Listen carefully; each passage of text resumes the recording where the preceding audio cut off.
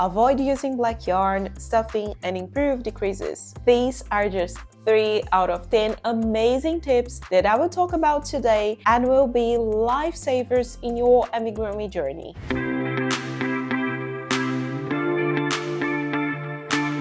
Hi guys, I am Bianca from Crochetniks, and in today's video I'll talk to you about 10 amazing tips that I wish I had known when I first started my amigurumis. And the last tip that I bring here, this one I know that lots of people don't do that, so stay tuned. Tip number 1. Avoid using black yarn. Especially if you are a beginner and you are still trying to find out the stitches in your project, you still don't know how to see them properly because this is a difficult we find in the beginning, and you cannot find the increases, decreases, single crochets, front loops, back loops. I highly recommend avoid using black yarn. And the reason is very simple. It is difficult to see the stitches properly. There's been so long that I crochet, I'm an advanced crocheter, and even now I only use black yarn during the day, and I really avoid using them at night. And it's not because I wear glasses, because when I started I didn't wear glasses,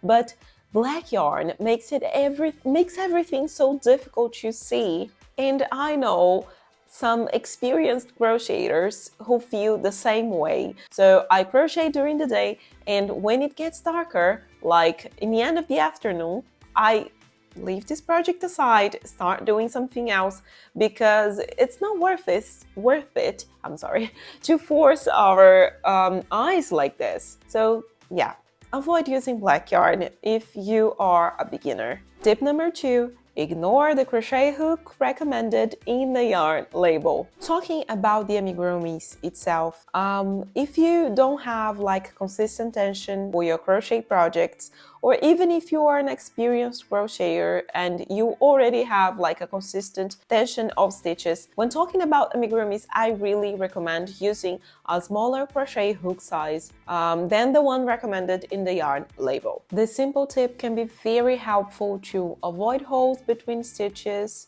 when creating your amigurumis. There's another video here that in the channel that I talk about some yarns that I like, my favorite yarn brands, and I'll leave the link for the video here in the description. But you'll see that in this video I always say that I use a smaller crochet hook size than the ones recommended in all the yarn brands that I show in the video. Tip number 3. Cotton yarn. I know I already mentioned it in other videos, but I really think it's important, especially when we are talking about amigurumis. It is completely possible to create a beautiful amigurumi using acrylic or polyester fiber, and I do have some examples here. This is a big Santa Claus that I'm creating using this honey bunny yarn from Hobby.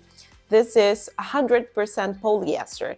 And yeah, I'm here all the time talking about cotton yarn, especially for beginners, because working with this type of yarn has its particularities that would demand like a whole video to talk about it actually. And if you're a beginner, you might find it difficult to use. Yeah, it's a different yarn. It's a little bit more difficult to see the stitches.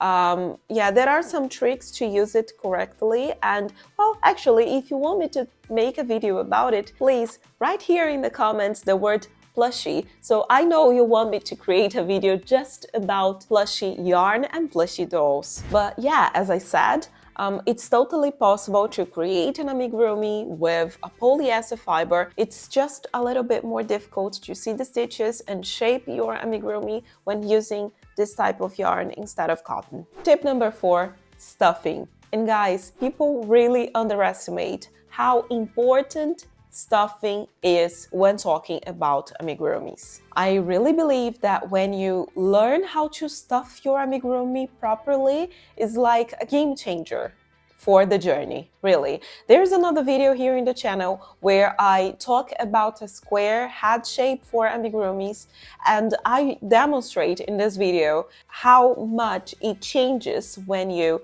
overstuff a square hat even though you followed the pattern exactly. It's all about stuffing, and usually people don't give enough attention to it. It's a little bit more difficult than it sounds. I mean, you shouldn't overstuff and you shouldn't leave it empty either. So what should I do? We definitely should try to find a balance between the overstuff and the empty amigurumi dolls. And it's not as easy as it sounds to make this professional look in your toy. Tip number 5. This is your moment. You might be wondering, why is that here in a video about crochet tips? Well, I decided to talk about it here because you probably feel the same way that I do. We have so many chores to be done every day. We have our house, our jobs, school, kids, which I don't have, but I know how time-consuming it can be. And it's really rare to find some time just for us. And nowadays, what I realize is that most of the times when you have this little time for yourself, you spend on social media, like browsing for useless videos that will entertain you for like a minute, and they are not going to benefit you at all. So when crocheting, even for 10 minutes of your day, try to leave your cell phone aside and even turn it off if you can, just to concentrate on what you're doing. Crochet has so many benefits, and concentration, improving your concentration actually, is one of the best. So concentrate on your tension, on counting stitches, on the pattern that you're following, and you'll see the time flies when we do that. Tip number 6. Don't undo your project like hundreds of times before it gets perfect. We are all constantly learning, and especially if you're a beginner, you'll see that this process of making and unmaking the project will happen a lot, and it's completely normal. But what I have seen is people trying to reach this level of perfection at their first attempt, and they kept trying and trying so many times, and it discouraged them to continue. Once a girl came up to me, she wanted to start with amigurumis. She was so excited to start, and I gave her the tips, but she decided to start with the chains, and she spent weeks trying to make the perfect chain. And it was like, it doesn't make any sense. I usually say that this is the recipe for failure because you will give up. Like, she wanted to make 30 chains and she wanted them all to be even at the same size. Perfect. And you're just starting out. Relax. It's a hobby. Don't put that much pressure on yourself. And honestly, it happened like a couple of months ago, and until now this girl haven't finished a simple crochet ball or even the chains that she started. Like, she left the crochet hook and the yarn that she bought aside. She didn't finish the project because she was trying to reach perfectionist, because she was trying to be perfect at her first attempt. So you want to start with the chains? Good. Make the chains and move on to the single crochet. Learn the single crochet, move on to increase and decrease and so on. But don't jeopardize your chance of doing something amazing for you and learning this amazing hobby just because you are trying to make it perfect and comparing yourself to the others. Well, if you're still here with me and still haven't subscribed to my channel, this is your moment. Every week I bring new amigurumi videos, tips, tricks, tutorials, so remember to subscribe and activate the notification bell so you won't miss any new tutorial. Tip number 7.